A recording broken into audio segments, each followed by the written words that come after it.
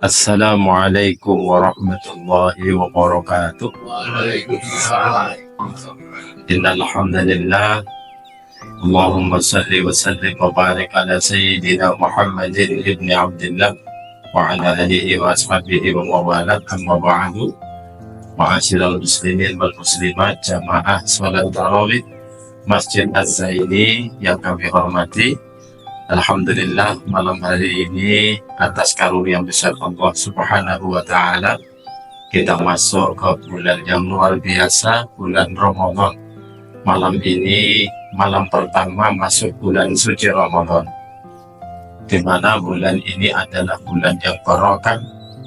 Ada sebuah ungkapan menyebutkan sahru Rajaba syahrullah, sahru Sya'bana sahru Rasulillah, wa sahru Ramadana sahru ummati. Bulan Rajab bulan Allah, bulan Sya'ban bulannya Rasulullah, dan bulan Ramadan adalah bulannya umatku. Orang yang oleh Allah diberi karunia bisa menjumpai bulan Ramadan adalah sebuah keberuntungan yang luar biasa. Karena apa? Di bulan Ramadan ini Allah melipat gandakan pahala. Dalam arti, karena di dalam bulan Ramadan ada kewajiban puasa yang luar biasa fadilahnya, maka di bulan ini menjadi bulan yang berbeda dengan bulan-bulan yang lain. Seluruh amal perbuatan baik dilipat gandakan oleh Allah dengan lipat ganda yang tanpa hitung, dalam arti saking banyaknya sehingga tanpa hitungan. Dan bulan Ramadan ini, idza jaa Ramadhanu fudihat abwabul jannah wa ghuliqat abwabun nar wa suffidatis syayatin. Ketika datang bulan suci Ramadan, pintu surga dibuka, pintu neraka ditutup, setan dibelenggu oleh Allah Subhanahu wa Ta'ala.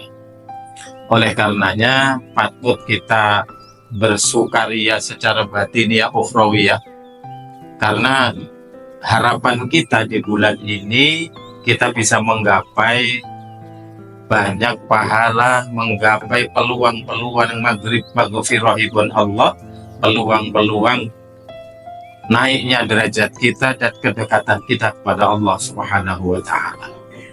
Hal yang penting, Bapak Ibu hadirin yang dirahmati Allah, puasa itu adalah puasa wajib ketika di bulan suci Ramadan. Kalau menurut Imam Syafi'i, hal yang penting untuk puasa pertama adalah niat.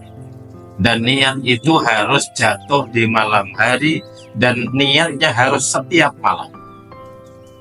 Kalau orang tidak niat di malam hari, maka pagi harinya dia tidak boleh melakukan hal yang membatalkan puasa layaknya orang puasa, tapi secara batiniah puasanya tidak sah. Karena apa? Melewati rukun puasa yang pertama, yakni niat. Sekali lagi, niat itu harus dilaksanakan di waktu malam, karena ini puasa wajib. Malam itu antara maghrib sampai sebelum subuh, dan harus dilakukan setiap malam. Karena menurut Imam Syafi'i, ibadah puasa per hari itu ibadah sendiri-sendiri, bukan ibadah yang menyatu menjadi satu kesatuan, tidak. Tapi satu hari ibadah sendiri, satu hari ibadah sendiri. Makanya setiap malam wajib niat. Pada siang harinya, dimulai subuh sampai maghrib, itu kita dilarang melakukan hal-hal yang membatalkan puasa, seperti masuknya benda ke jauh, masuknya benda ke lubang yang bisa menuju perut. Benda apapun itu, semuanya kalau dilakukan di malam hari, di siang hari di bulan puasa ini akan membatalkan puasa.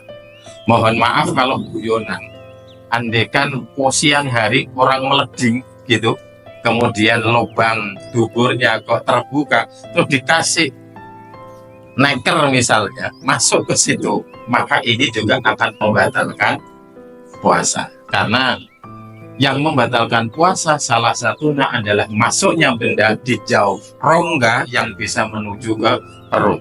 Semua benda yang bisa menuju ke perut, maka itu akan membatalkan puasa. Merokok itu masuk di dalamnya, walaupun rokok tidak berupa benda. Tetapi kesepakatan ulama, merokok adalah bagian yang membatalkan puasa. Hal lain dalam puasa ini ada dua aspek. Pertama, niat dan meninggalkan yang membatalkan puasa, itu unsurnya adalah sahnya puasa. Kalau niat dan tidak melakukan hal yang membatalkan puasa mulai ba'da subuh sampai maghrib, maka puasanya sah. Namun di balik keabsahan puasa, pada puasa ini harus diperhatikan, jangan sampai puasa kita yang muncul hanya lapar dan dahaga saja, aspek keabsahannya sah, tapi pahalanya tidak ada. Apa perbuatan yang bisa menyebabkan hilangnya pahala, walaupun sah puasanya, tapi pahalanya tidak ada? Itu adalah ngerasani. Ghibah, ngerasani, menggunjing. Telinga mendengarkan sesuatu yang maksiat, mata melihat sesuatu yang maksiat. Hal-hal seperti ini puasanya tetap sah, tetapi tidak ada pahalanya. Yang ada hanya lapar dan dahaga. Memang secara tuntutan orang ini sudah lepas dari tuntutan kewajiban puasa, tetapi pahalanya menjadi tidak ada. Oleh karenanya, ketika masuk bulan suci Ramadan seperti ini, mari kita jaga diri, jaga mata, jaga lisan, jaga telinga, jaga seluruh anggota fisik kita untuk tidak melakukan hal-hal yang maksiat. Daripada maksiat, lebih baik tidur. Lebih baik tidur. Kenapa? Kalau tidur semuanya istirahat, tidak berpeluang melaksanakan maksiat. Sehingga ada ungkapan naumus shaimi ibadah, tidurnya orang puasa itu ibadah. Ini bukan berarti mendorong kita kalau puasa harus tidur aja lah. Ya tidak begitu. Tetapi betapa mulianya puasa sehingga tidur pun kalau puasa itu memiliki makna yang sangat besar. Itu karena apa? Kebesaran nilai ibadah puasa yang Allah berikan kepada kita umat Rasulullah Muhammad Sallallahu Alaihi Wasallam. Saya kira ini saja. Hal yang lain mungkin tambahannya, kesunahan puasa itu apa? Mensegerakan berbuka, kemudian mengakhirkan sahur, memberikan buka kepada orang lain, memberi buka. Jadi pas waktu maghrib, saat itulah kita memberikan sesuatu, walaupun seteguk air. Itu berbeda dengan kita ngasih makan tapi setelah tarawih, itu berbeda. Kalau ngasih makan setelah tarawih itu bukan kategori iftar, memberikan buka. Yang namanya memberikan buka ya memang sesuatu yang dipakai untuk berbuka. Pahalanya berbeda, lebih besar ketika memberikan buka. Maka ambil aja kesempatan ini, walaupun hanya seteguk air. Itu hal-hal yang berkaitan dengan sunnah puasa. Saya kira untuk kuliah 7 menit atau 10 menit malam hari ini cukup ini dulu.